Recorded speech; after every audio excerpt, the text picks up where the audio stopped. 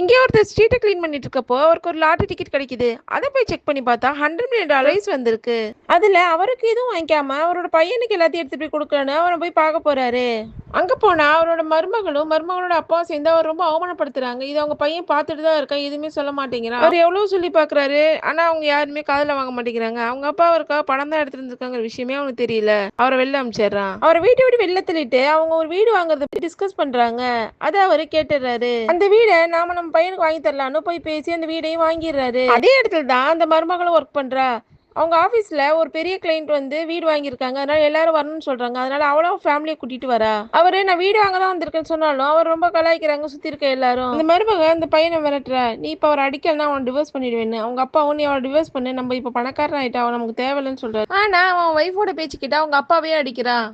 அவங்க அப்பா சின்ன வயசுல இருந்து அவனை எவ்வளவு கஷ்டப்பட்டு வளர்த்தாங்கன்னு சொல்றாரு. ஆனாலும் அவன் அதை பத்தி எதுவுமே கேர் பண்ண மாட்டேங்கிறான். அதுக்கப்புறம் அவன் நீ என்னோட அப்பாவே இல்லைன்னு சொல்றான். அவரும் நீ என்னோட பையனே இல்லைன்னு சொல்லிடுறாரு. அதுக்கப்புறம் அவங்க மருமக அங்க இருக்க ஆளுங்களை வச்சு அந்த மாமனார் ரொம்ப மோசமா ட்ரீட் பண்றா. கடைசியா மேனேஜர் வந்து இவர் தான் அந்த வீடை வாங்கியிருக்கான்னு சொன்னோன்னே எல்லாரும் ஷாக் ஆயிடுறாங்க. இவர் நடத்துறதை பார்த்து எல்லாரும் வெளில அனுப்பிச்சிடுறாங்க. அந்த மருமகளையும் வேலை விட்டு தூக்கிடுறாங்க.